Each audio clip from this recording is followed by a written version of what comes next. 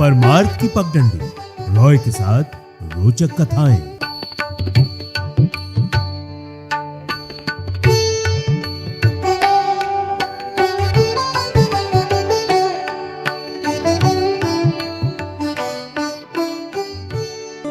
हमारी नदी श्रृंखला के अंतर्गत आज कथा गोमती नदी की। गोमती को आदि गंगा कहा जाता है।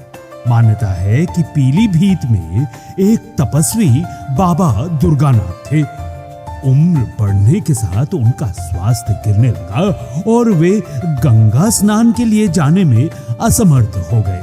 तब मां गंगा ने बाबा को आशीर्वाद दिया कि अब उन्हें इस वृद्धावस्था में गंगा तट पर स्नान के लिए आने की आवश्यकता न होगी, बल्कि मां गंगा स्वयं ही उनकी तपोभूमि पर प्रकट होंगी। इसके बाद से ही इस नदी को आदि गंगा कहा जाने लगा।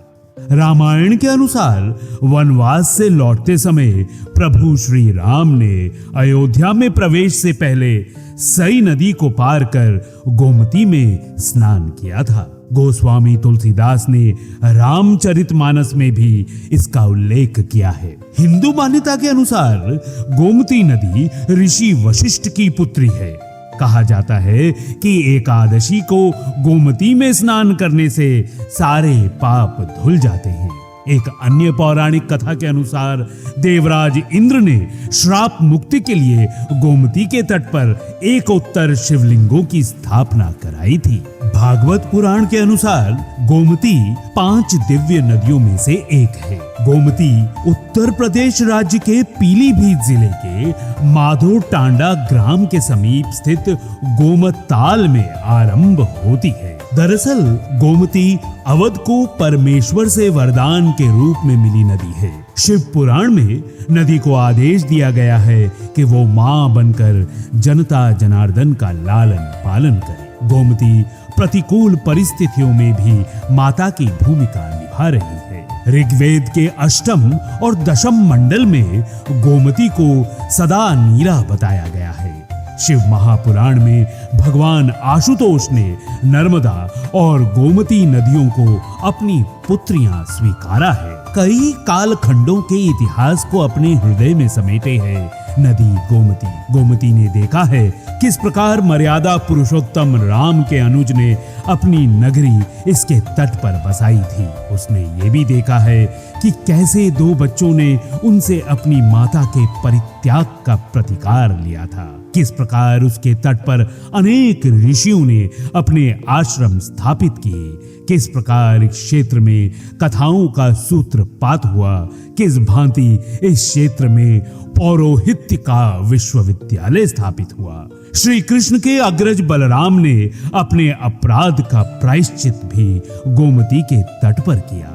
किस तरह से तथागत ने इसके तट पर विश्राम किया और धम्मपद के उपदेश दिए। एक महान सम्राट की लाल चीवर धारी शांति सेना अपने नृपति के आदेशों संदेशों के साथ इसके कूलों के किनारों से आगे बढ़ते हुए आत्ममुग्ध भाव से गुजरी थी। इसी प्रदेश के इसी नदी के किनारे किनारे एक विदेशी पर्यटक हुएन सांग धम्म सभा में सम्मिलित होने के लिए थेरी गाता हुआ यहाँ से गुजरा था। गोमती के किनारे भार शिवों ने श्री हर्ष की धम्म सभा में उपद्रव करने के बाद इसी नदी को पार करके उत्तरांचल की ओर प्रस्थान किया था। श्री हर्ष की सेनाएं नदी के तट पर आकर उनकी खोज में काफी समय भटकती रह गई थी।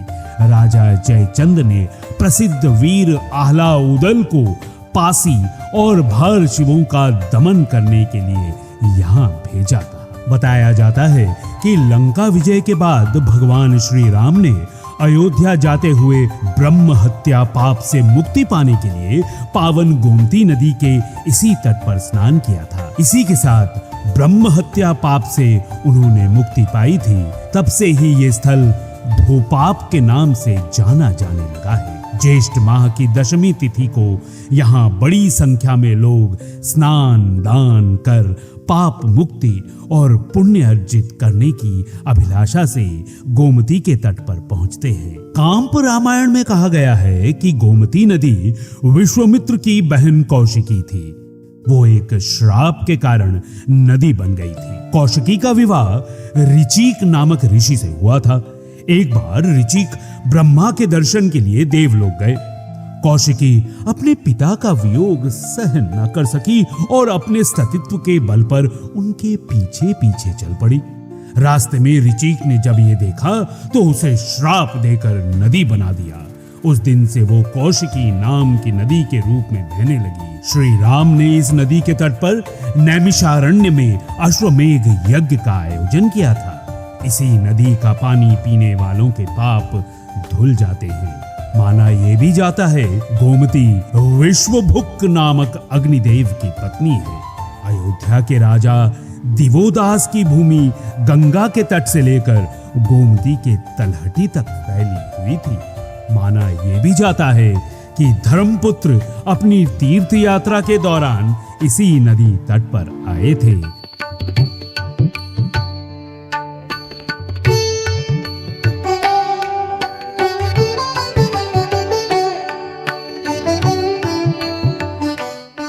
रॉय के साथ रोचक कथाएं, परमार्थ की पगडंडी।